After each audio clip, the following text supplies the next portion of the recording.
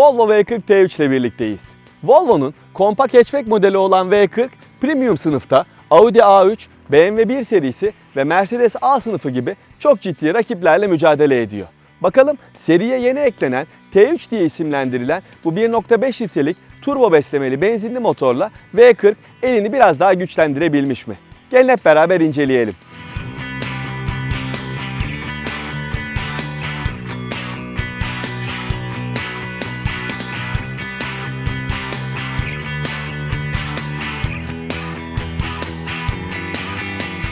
V40 önden abisi S60'a çok benziyor. Hatta ailenin diğer modellerine de çok benziyor diyebilirdim. Ama yeni XC90 ile birlikte artık Volvo ailesinin yüzü değişmeye başladı. Yani bu anlamda V40'ın da artık biraz eski suratlı olduğunu kabul etmek gerekiyor. Araca baktığımız zaman burada bir Volvo logosunun olduğu panjur görüyorsunuz. Ama birçoğunuzun soracağını tahmin ettiğim buradaki parçanın ne olduğunu kısaca size anlatayım. Bu araçta opsiyonel olarak sunulan adaptif hız sabitleyici sunuluyor ve bu da onun sensörü. O yüzden baktığınız zaman aracın önünde böyle farklı bir parça görüyorsunuz. Buna fazla takılmamanız lazım. Kullanırken çok fonksiyonel olduğunu net bir şekilde söyleyebilirim. Açıkçası testim süresince ben V40'ı adaptif cruise kontrolle bayağı kullandığımı itiraf ediyorum. Çünkü dur kalk trafikte bile size o kadar büyük bir konfor sağlıyor ki belli bir süreden sonra bundan vazgeçemiyorsunuz. Neyse, onu bir kenara bırakalım. Aracın tasarımından kısaca biraz daha bahsedeyim.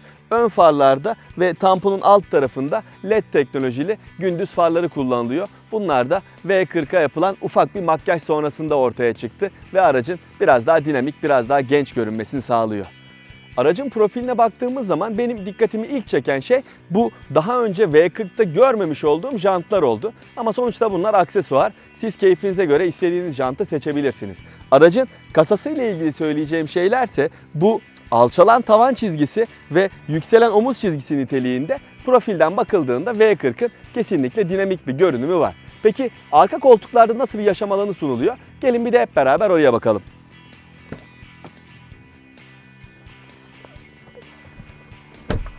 Buradaki yaşam alanı için ancak makul tanımlaması yapılabilir bence. Görmüş olduğunuz gibi fena sayılmayacak bir diz mesafesi var ama baş mesafesi ona kıyasla çok daha kısıtlı. Tabi burada bir detay var. Burada cam tavan olduğu için ve onun perdesi olduğu için tavan biraz daha alçalmış. Fakat yine de genel bir değerlendirme yapmak gerekirse Volvo V40'ın arka koltuklarında sunulan yaşam alanı rakiplerinin biraz gerisinde. Üçüncü yolcu için burada pek ferah bir yaşam alanı sunulmuyor. Çünkü şaft tüneli var ve eğer büyükse ayaklarınız burada rahat edemeyebilirsiniz. Ama eğer iki kişi oturuyorsanız konforlu olacağınız kesin. Çünkü güzel tasarıma sahip bir kol dayama ve farklı bir uygulama olacak şekilde de bardaklıklar burada kullanılmış. Sonuçta İsveçliler kullanıma önem verdikleri kadar tasarıma da önem veriyorlar.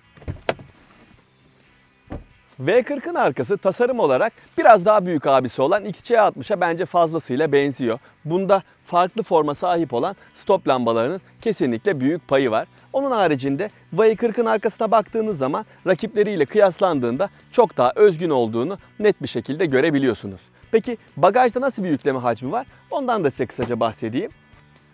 Burası 324 litrelik bir hacme sahip. Hem rakamsal olarak hem de görünüm olarak sınıfındaki rakiplerinin gerisinde olduğu ortada. Yani bana sorarsanız V40'ın en zayıf olduğu nokta kesinlikle bagajı. Ama bu sizin kullanımınızla alakalı. Yani siz bu araçla uzun seyahatlere, kalabalık seyahatlere çıkmayı düşünmüyorsanız beklentilerinizi kesinlikle karşılayacaktır. Ayrıca bagaj zemininin altında ufak bir alan olması ve bunun bu şekilde katlanabiliyor olması da fonksiyonelliği arttırıyor. Ama hepsinden öte benim daha önce hiçbir otomobilde görmediğim bu parça. Yani lastiğiniz patladığı zaman değiştirmek için size bir eldiven ve patlak lastiğinizin hem bagajınızı veya arka koltuğunuzu kirletmemesi için size bir tane naylon poşet sunuluyor olması bence çok akıllıca ve iyi düşünülmüş bir aksesuar. Artık lafı daha fazla uzatmıyoruz ve sürüş kısmına geçiyoruz.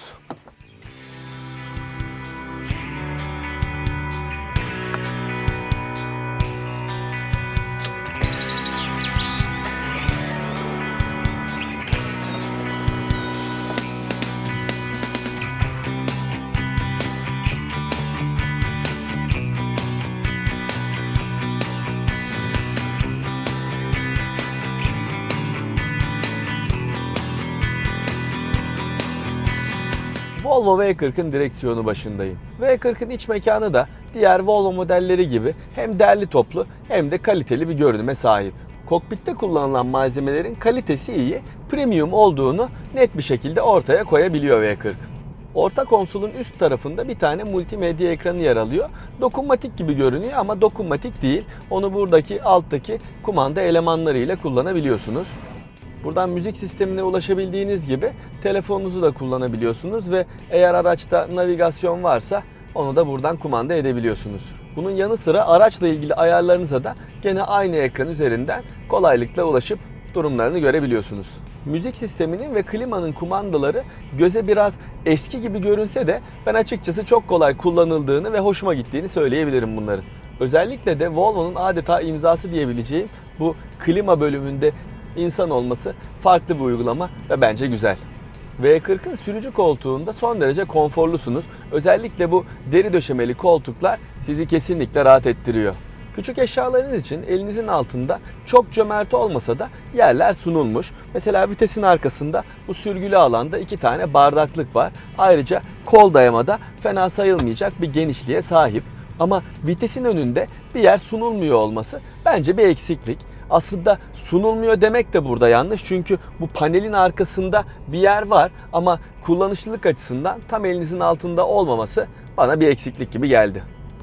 Direksiyon simidi kalın ve ele iyi bir şekilde oturuyor. Boyuysa nispeten büyük, o yüzden kimi sürücülerin hoşuna gitmeyebilir ama kullanım konusunda herhangi bir eksiklik hissettirmiyor. Fakat görünüm olarak artık daha genç, daha yeni bir direksiyona ihtiyacı olduğu da ortada. V40'ın bu dijital göstergesini 3 farklı temada seçebiliyorsunuz. Bunlar elegans, eko ve performans olarak adlandırılıyor. Bence bunların arasında en sportif, en dikkat çekici olanı kesinlikle performans ve ben sürüşe başladığımdan beri sadece bu modda kullanıyorum. Diğer 2 tema açıkçası bana biraz fazla klasik ve yaşlı işi geliyor. Gelelim V40'ın motoruna ve sürüş özelliklerine. V40'da artık T3 diye isimlendirilen yeni 1.5 litrelik turbo beslemeli benzinli bir motor kullanılıyor. Bu eskiden T4 diye adlandırılan 1.6 litrelik turbo beslemeli benzinli motorun yerine gelmiş olan yeni bir motor. Bu motor 152 beygir güç ve 250 Nm tork üretiyor ve V40'da 6 kademeli tork konvertörlü otomatik şanzımanla alınıyor. T3 yerine geldiği T4'ten 28 beygir daha az güç üretiyor olsa da 10 Nm'lik daha yüksek bir tork değerine sahip.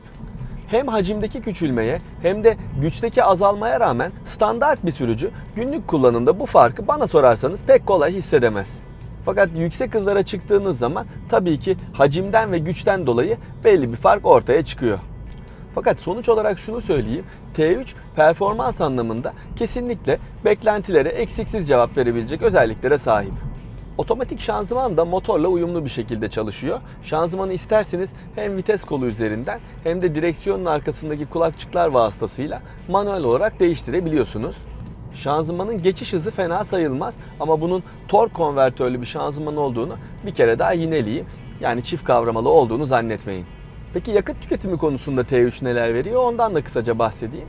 Ben bu aracı 250 kilometredir kullanıyorum ve 10 litrelerin altına düşmeyi başaramadım. Tabii bunun da belli nedenleri var. Bu testim süresince bu araçla pek fazla açık yolda vakit geçirme imkanım olmadı. Yani bunun büyük bir çoğunluğu sıkışık trafikte ve şehir içinde gerçekleşti. Bu anlamda bakacak olursak T3'ün tutumluluk potansiyelinin olduğu fikri benim zihnimde canlanıyor ama bunu bu testim süresince tecrübe edemedim. Bu videoyu seyredenler arasında bu Volvo V40 T3'e sahip olanlar varsa yakalamış oldukları gerçek test tüketim değerlerini videonun altına yorum olarak paylaşırlarsa sevinirim. Gelelim V40'ın sürüş özellikleri konusuna. V40 sürüş dinamizmi anlamında sınıfının beklentilerine iyi cevaplar verebiliyor. Yola tutunma istekliliğiyle olsun, direksiyonun ağırlığı iyi ayarlanmış ve isteklerinize hızlı cevap vermeye çalışan yapısıyla olsun Volvo V40'ın dinamik bir sürüş karakteri olduğunu söyleyebilirim. Fakat konfor konusunda V40'ın ne yazık ki bazı eksikleri var.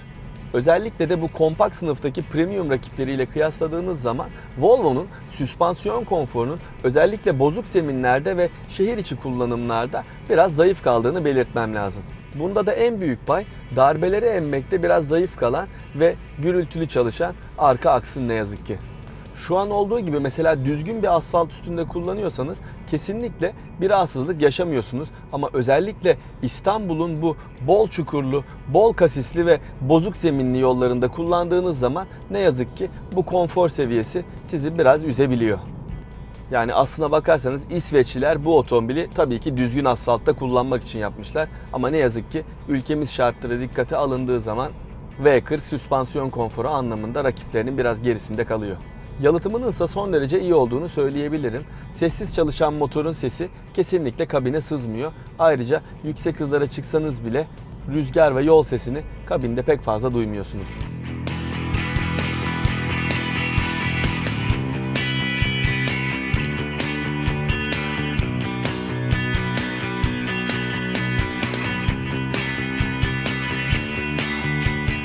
Volvo V40 T3 motorla performans anlamında herhangi bir eksiklik hissettirmiyor. Görünümü ise biraz eskimeye yüz tutmuş olabilir. Ama fiyat konusunda eli hala çok güçlü ve sınıfındaki rakiplerden daha uygun fiyatlarla satılmaya devam ediyor. Görüşmek üzere.